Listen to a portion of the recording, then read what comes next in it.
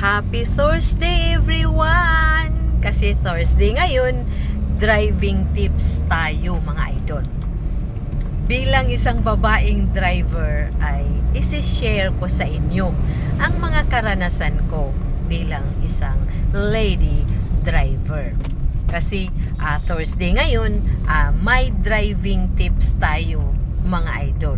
Una ay yung katulad noon, nung bago pa lang akong nagdadrive, ay matatakot akong mag-drive doon sa ibang syudad. Kumbaga, for example, nasa Lapu-Lapu man ako, matatakot akong pumunta doon sa Cebu. Kasi siyempre sa Cebu, iba man din ang mga takbo ng mga daloy ng trapiko doon. Pero sinubukan ko talaga mga idol. Subukan natin, hindi tayo matakot. Oo, na mag-drive kahit malayo man o ibang syudad na yon. Hindi natin kabisado ang mga daan, katulad niyan.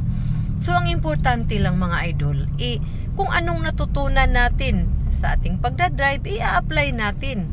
Siyempre, manibago tayo sa kanilang sa pamamaraan doon sa mga one-way, yung mga traffic signs. So, yun pa din, yung tatlong stop, look, and listen. Oo, siyempre hindi pa man natin kabisado, dahan-dahan tayo at magmasid-masid sa mga, minsan nakatago kasi yung mga traffic signs mga idol, tulad ng nasa tabi ng kalsada, nakatago yung mga no entry, ganyan. Kumbaga, ang gagawin ko niyan mga idol ay sunod lang ako. Sunod lang tayo sa nauna sa atin at gagamitin talaga natin ang Google Map kung saan man tayo gusto. At saka hindi lang masyadong mabilis ang ating takbo.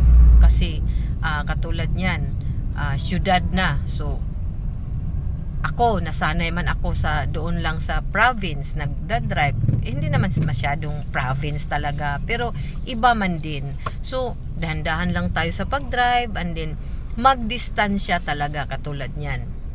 Magdistansya talaga tayo. Kaya hindi man natin kabisado na bigla yang magpreno-preno, yung mahirap na mabundol. Kaya kahit saan man tayo mapunta, yun pa, first time natin nakapunta ng mga malalayong lugar na dinadrive natin, ay okay lang for as long as andyan pa din ang ating focus.